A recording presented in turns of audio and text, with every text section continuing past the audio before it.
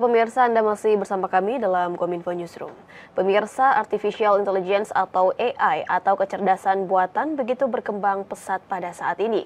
Teknologi AI masuk ke sendi-sendi berbagai industri mulai dari pertanian, keuangan, teknologi hingga ke bisnis. Dan AI ini membantu proses transformasi digital di Indonesia menjadi lebih cepat. Namun dalam perkembangannya, ada tantangan yang harus dipersiapkan dengan baik oleh pemerintah agar kedepannya AI tidak merugikan masyarakat. Dalam hal ini sudah bergabung bersama kami Bapak Bambang Dwi Anggodo selaku Direktur Live Kominfo Republik Indonesia. Kita sapa terlebih dahulu. Assalamualaikum, selamat malam Pak Bambang. Selamat malam, Bilkis, sehat selalu. Baik, Pak Bambang berbicara mengenai teknologi kecerdasan buatan atau AI begitu Pak. Transformasi digital kecerdasan buatan di Indonesia saat ini cukup berkembang pesat. Nah, akan tetapi kecepatan perkembangan ini kiranya kurang selaras dengan keterampilan masyarakat dalam memanfaatkannya. Bagaimana dalam hal ini Kemenkominfo mendorong masyarakat agar terampil dalam memanfaatkan teknologi kecerdasan buatan ini Pak? Ya, terima kasih, luar biasa. Jadi sebelum mengarah ke tantangan yang kita hadapi, mungkin sedikit kita cerita dulu tentang bagaimana perkembangan kecerdasan buatan di dunia dan di Indonesia. Jadi perkembangan kecerdasan buatan yang didukung dengan infrastruktur internet dan infrastruktur digital yang makin luas, data analitik yang makin akurat, eh, kemudian sumber-sumber data yang beraneka ragam membuat kecerdasan buatan itu menjadi makin pintar. Kemampuan mereka untuk bisa belajar sendiri itu menjadi lebih cepat. Eh, Disadari atau tidak, kecerdasan buatan sudah hidup di dalam di sekitar kita, terutama melalui teknologi yang ada di tangan kita, sudah sejak lama sebenarnya. Diawali dengan kemampuan untuk melakukan analitik dan kemudian kemampuan untuk bisa memberikan informasi masukan kepada para pengelola layanan untuk meningkatkan kualitas layanan mereka. Seperti kita ambil contoh misalnya sebagian besar medsos kita atau mungkin dapat dikatakan seluruh medsos kita itu sekarang menggunakan kecerdasan buatan. Bahkan eh, marketplace yang besar, yang baik itu yang lahir di Indonesia maupun di luar Indonesia, semuanya sudah menggunakan kecerdasan buatan. Di lingkungan pemerintah, di lingkungan swasta, disadari atau tidak, kita menggunakan, walaupun mungkin kita belum efektif memanfaatkan untuk kepentingan bisnis atau pemerintahan kita. Tetapi kita sebagai penggunanya pasti sudah menggunakan. Itu kondisi yang kita hadapi saat ini. Eh, ada untung ruginya, ada manfaat dan ada risiko yang kita hadapi. Kalau dilihat dari eh, manfaatnya sendiri, kita di lingkungan pemerintahan misalnya, definisi negara hadir di lingkungan masyarakat itu akan jauh lebih terbantu dengan adanya kecerdasan buatan. Bapak Presiden pun menyampaikan bahwa pemerintahan sudah semestinya kita mulai segera memanfaatkan kecerdasan buatan dan dibuktikan dengan kebijakan beliau untuk menghilangkan jabatan eselon 3, 4, dan 5. Semua sudah diganti dengan kecerdasan buatan dengan sistem digital yang lebih efektif dan lebih efisien, dan terbukti selama ini kita berjalan dengan baik dengan tidak ada gangguan yang signifikan. Di dunia usaha pun saya rasa juga demikian. Bisnis juga bisa berkembang dengan lebih pesat, bisa lebih efektif, kemampuan mereka untuk mengembangkan inovasi, kemampuan mereka untuk menjaga loyalitas pelanggan itu dengan kecerdasan buatan akan sangat tinggi. Tetapi risiko juga ada, seperti risiko tentang kedaulatan negara, risiko tentang perlindungan data pribadi dan sebagainya. Terkait dengan pertanyaan Bilkis tadi, bagaimana kita menyiapkan SDM ini satu tantangan yang sangat besar. Karena perkembangan teknologi yang begitu pesat, yang hitungannya bahkan dalam hitungan bulan begitu, eh, menjadi tantangan bagi SDM, di mana kita membentuk SDM tidak bisa dalam rentang waktu bulan. Rata-rata merentang dalam rentang waktu tahun. S1 saja rata-rata dalam 3 sampai 4 tahun begitu. Sehingga untuk bisa membangun sebuah SDM yang handal dengan kemampuan bukan hanya sebagai pengguna tetapi sebagai inovator melalui kecerdasan buatan, itu menjadi satu tantangan yang sangat berat. Eh, Tantangan ini harus dijawab oleh pemerintah dan dunia usaha, termasuk para akademisi melalui berbagai cara.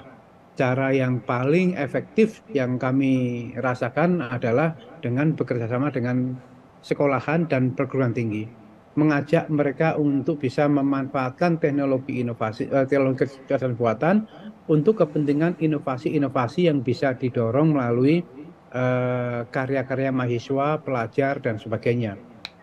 Sehingga mereka bukan hanya menjadi pengguna, mereka jadi paham bagaimana saya bisa berinovasi dengan kecerdasan buatan. Untuk bisa menghasilkan orang-orang seperti ini, memang pada umumnya tidak bisa dihasilkan secara instan dan tidak bisa dihasilkan melalui lembaga pendidikan formal, tetapi harus melalui dukungan dari pihak-pihak non pemerintah maupun pemerintah secara umum untuk melatih, untuk membina dan memberikan wawasan lebih luas, membangun skill agar mereka bisa mengembangkan karya-karya inovatif melalui kecerdasan buatan. Berikutnya langkah-langkah yang bisa kita lakukan di samping dengan pendidikan formal adalah melalui eh, eh, literasi digital. Literasi yang kita sampaikan melalui masyarakat, melalui dunia usaha, sehingga para UMKM misalnya mereka bisa mengembangkan bisnis mereka, bisa berinovasi dengan menggunakan kecerdasan buatan ini. Dari pemerintah kota sendiri pun untuk aparatur sipil negara misalnya, kita juga bisa mencari bisa mendorong inovasi untuk mengatasi permasalahan kota. Sehingga solusi melalui smart city dengan kecerdasan buatan itu akan sangat membantu pemerintah daerah, pemerintah provinsi hingga pemerintah pusat untuk bisa berkolaborasi, eh, berinovasi memecahkan permasalahan di lingkungan masyarakat. Itu beberapa upaya, dua hal besar yang bisa kita lakukan untuk meningkatkan kemampuan SDM kita, bukan hanya menjadi pengguna, tapi menjadi inovator kecerdasan buatan. Begitu, Bilgis. Baik, sehingga teknologi kecerdasan buatan ini sebenarnya bukan hal baru begitu ya Pak. Sebenarnya sudah digunakan cukup lama dan untuk di lingkungan pemerintah ini sebenarnya sudah ada, namun memang belum efektif untuk digunakan dan tentunya ini memiliki manfaat dan juga risiko. Dan tadi sudah disebutkan salah satu tantangannya ialah dalam SDM, yaitu bagaimana SDM itu menjadi inovator dan tidak hanya bisa menggunakan saja begitu. Selain dari kendala dari SDM begitu Pak Bambang, mulai dari regulasi, kebijakan, privasi dan juga keamanan data, ini Kemenkominfo sebagai akselerator dan juga regulator, bagaimana cara mengatasi tantangan tersebut Pak? Apakah dari Kemenkominfo ini mulai menggerakkan regulasi penggunaan AI ini Pak? Bagaimana? Ya, ini menarik juga karena meregulasi teknologi itu selalu ada kontradiktif. Bukan hanya soal kecerdasan buatan, tetapi hampir semua teknologi ketika diregulasi itu ada dua sisi yang pasti akan berlawanan. Sisi pertama akan melihat dari sisi kepentingan negara, terutama dalam hal ini negara, karena kita bicara regulasi, bicara soal negara, bagaimana negara perlu menjamin eh, ekosistem bisnis, ekosistem pemerintah itu berjalan dengan baik tanpa ada gangguan-gangguan yang signifikan. Eh, Bagaimana kita tahu bahwa kecerdasan buatan ini bisa dimanfaatkan oleh pihak-pihak untuk satu hal yang positif, tetapi juga ada yang negatif. Kemudian bagaimana kita bisa eh, menjaga bahwa AI ini memberikan manfaat itu pasti perlu diregulasi. Tetapi di pihak lain akan berbicara kalau diregulate nanti inovasinya akan terhambat. Kita jadi mau berinovasi menjadi tidak fleksibel lagi. Mau berbisnis tidak fleksibel, mau begini tidak boleh, mau begitu tidak boleh gitu. Itu satu satu apa namanya dari sisi yang berbeda ketika negara mulai mengatur. Kita juga melihat bahwa ketika AI ini tidak diatur, dampak yang bisa yang dampak langsung yang bisa mempengaruhi adalah terkait dengan perlindungan data pribadi misalnya. AI itu bisa membantu penggunanya untuk melakukan profiling pribadi terhadap seseorang misalnya, profiling terhadap suatu lembaga, bahkan profiling terhadap pemerintah, bahkan secara spesifik lagi AI bisa digunakan untuk melakukan profiling terhadap kelemahan suatu sistem siber atau sistem digital, baik itu miliknya pemerintah maupun dunia usaha. Bahkan profiling terhadap keamanan siber perangkat gadget seseorang. Nah, ini kalau tidak diatur maka eh, bisa terjadi satu hal yang tidak diinginkan yang berpengaruh cukup signifikan. Oleh karena itu, regulasi menurut kami memang itu diperlukan. Tetapi di sisi lain, bahkan tingkat masyarakat ketika negara berniat untuk melindungi, masih ada yang berpendapat bahwa kalau gitu nanti privasi kami hilang dong. Kami tidak punya privasi ini, itu. Disadari atau tidak, medsos itu juga sebenarnya masuk mendalam terhadap privasi seorang. Tahu orang itu kalau pagi berangkat jam berapa, kantornya di mana, aktivitasnya jalannya lewat mana, segala macam itu diprofile.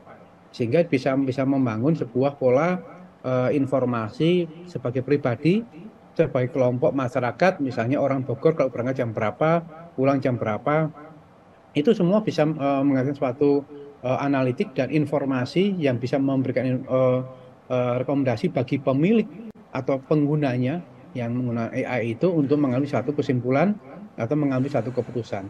Nah, ini sisi-sisi yang berbeda antara perlindungan data pribadi dengan privasi itu menjadi satu perdebatan yang tidak kunjung selesai begitu. Kemudian banyak yang menilai nanti kalau diatur sama negara, fleksibilitas kita untuk berbisnis menjadi kurang dong. Eh, Belum lagi kalau bicara, oke kalau pakai AI itu nanti kemudian jangan-jangan ada pajaknya. Nah, itu menjadi eh, menjadi satu perdebatan yang selama ini berlangsung bukan hanya di Indonesia, tetapi berlangsung secara global. Eh, Oleh karena itu, keinginan kita untuk membangun sebuah regulasi yang mengatur kecerdasan buatan ini menjadi satu bahan diskusi yang harus diselesaikan oleh berbagai pihak eh, agar yang pertama kedaulatan negara bisa terjaga, dunia bisnis tetap bisa berjalan dengan efektif, efisien, masyarakat makin mudah hidupnya dengan kecerdasan buatan, eh, perlindungan terhadap data pribadi, data perusahaan, data pemerintah bisa dijaga, privasi tetap terjaga. Nah, ini perlu satu solusi-solusi yang harus dibicarakan oleh berbagai pihak, baik secara domestik maupun internasional. Begitu, Bilqis. Baik, sehingga memiliki dua sisi begitu ya Pak. Jika ditanyakan apakah teknologi kecerdasan buatan ini apakah perlu untuk diregulasi? Ada dua sisi. Pertama, jika diregulasi, inovasi ini bisa terhambat dan juga tidak lagi fleksibel ketika negara nantinya mulai mengatur, dan jika tidak diatur nantinya berdampak langsung dalam mempengaruhi pelindungan data pribadi dan juga terjadi hal yang tidak diinginkan. Dalam hal ini dapat ditegaskan berarti bahwa regulasi ini sebenarnya masih diperlukan ya Pak Bambang, namun masih membutuhkan pertimbangan-pertimbangan dan juga pembahasan lebih lanjut baik dengan pihak-pihak tertentu. Terakhir Pak Bambang, apa dampak sosial dari adanya perkembangan teknologi kecerdasan buatan ini, dan apakah benar bahwa adanya kecerdasan teknologi buatan ini dapat menggantikan peran ataupun pekerjaan manusia Pak Bambang? Pertanyaan kedua dulu, jawabannya adalah iya. Dampak terbesar dari kecerdasan buatan adalah kemampuan mesin untuk bisa menggantikan manusia. Kita ambil contoh yang simpel saja. Yang dulunya helpdesk itu harus ada orangnya, sekarang cukup dijawab dengan mesin, gitu. Bahkan eh, tadi definisi negara hadir yang selama ini mungkin pemerintah harus menggunakan banyak tenaga itu juga akan dikurangi. Dampak yang signifikan yang sudah dilakukan oleh Presiden tadi yang saya sampaikan, dengan background implementasi kecerdasan buatan di lingkungan pemerintahan, maka Presiden memangkas pejabat struktural eselon 3, eselon 4, eselon 5, sehingga tidak ada lagi struktur jabatan itu dan semua dikerjakan dengan teknologi. Dan itu berhasil. Jadi apakah peran SDM akan berkurang itu sudah pasti.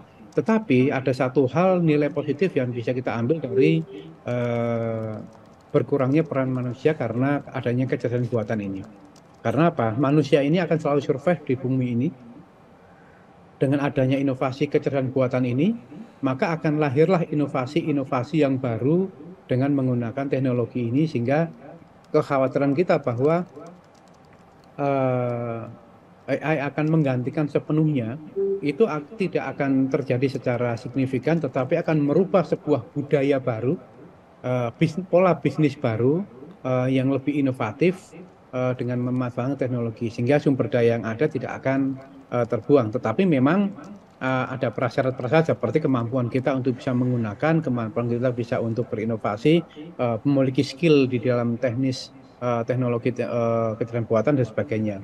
Itu menjadi satu tantangan. Kemudian kecerdasan buatan juga akan membangun sebuah budaya hubungan antar manusia yang baru, yang selama ini misalnya kayak contoh serial tadi. Selama ini kalau masyarakat mau komplain kepada pemerintah, dijawab misalnya dengan telepon, dijawab oleh manusia juga. Saat ini bisa digantikan dengan mesin.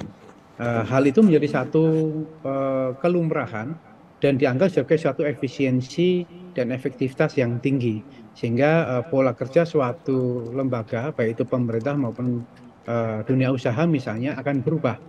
Eh, Interrelasi yang selama ini juga bahkan bukan untuk kepentingan bisnis atau pemerintahan, antar orang pun juga bisa jadi saya akan menggunakan mesin ketika saya tidak bisa menjawab telepon atau tidak bisa menjawab pertanyaan seseorang, tapi saya gunakan teknologi untuk bisa membantu menjawab eh, pertanyaan-pertanyaan orang atau ketika orang menghubungi saya. Yang ketiga, kalau kita berbicara tentang etika, selama ini kalau kita silaturahim gitu, apa namanya, kita bicaranya ketemu dengan orang langsung gitu ya. Tetapi dengan kecerdasan buatan bisa membuat kita tidak harus bertemu dengan orang. Kadang-kadang jadi jauh nih. Ada orang mau tanya ke kita, bisa dibantu dengan kecerdasan buatan. Sehingga apa? Hubungan antar orang menjadi berbeda. Belum lagi ketika etika itu, kecerdasan buatan itu ternyata menggunakan standar etikanya asing misalnya. Yang menurut Indonesia jadi tidak sopan nih gitu. Ada beberapa orang yang kalau tanya sama suatu lembaga pemerintah dijawab dengan AI, eh, itu ada perasaan sebel gitu. Padahal saya pengen dilayani gitu, pengen dilayani langsung, pengen jawab, pengen berinteraksi langsung, tetapi karena adanya kecerdasan buatan, saya harus ketemu dengan mesin. Nah, apakah itu enak atau tidak, itu kan menjadi satu hal yang relatif. Secara etika, apakah apa namanya, eh, eh, sopan atau tidak gitu. Nah, Ya. kemudian terkait dengan budaya misalnya nih, AI akan menyebabkan saya bisa memprofil Bilqis, bagaimana orangnya dan sebagainya. Itu teknologinya bebas ada di internet. Nah, apakah itu satu hal yang enak gitu bagi kita?